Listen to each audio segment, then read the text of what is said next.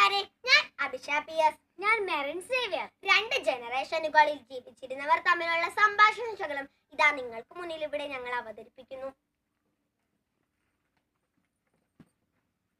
മോളെ, രാവിലെ തന്നെ തുടങ്ങിയ ഫോണിൽ കുത്തിക്കളി. അത് അവിടെ വെച്ച് വല്ലതും പണിയെടുക്കാൻ നോക്ക്. അങ്ങോട്ട് മാറി നിൽക്ക്. ഞാൻ എന്റെ ഇഷ്ടത്തിന് ജീവിക്കും. അത് പറഞ്ഞാലും എന്റെ അരികിലേക്ക് വന്ന ആ മൂലക്കിലേക്ക് ഒരു തള്ളു വെച്ച് തരുന്നത്.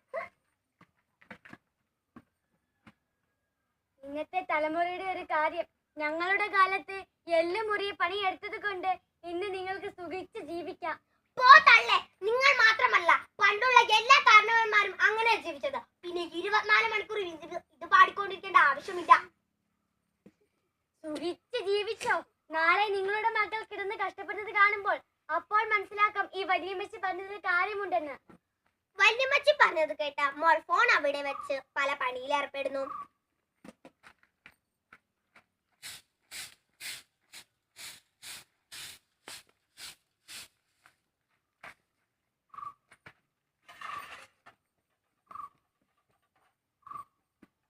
മോളെ, ഇതും കൂടി കഴുകിക്കോ.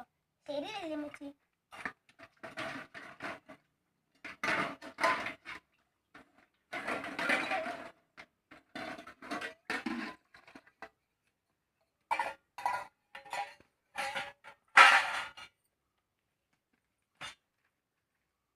മൂത്തവർ ചൊല്ലും മുതുനെല്ലിക്ക ആദ്യം കഴിക്കും പിന്നെ മധുരിക്കുമെന്ന് കേട്ടിട്ടില്ലേ കൂട്ടുകാരെ?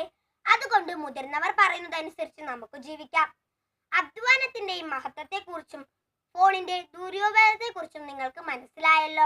നാളത്തെ തലമുറയ്ക്ക് നല്ലത് വരുത്താൻ ഇന്നത്തെ തലമുറയ്ക്ക് കഴിയട്ടെ എന്ന് ആശംസിച്ചുകൊണ്ട് നിർത്തട്ടെ. നന്ദി, നമസ്കാരം.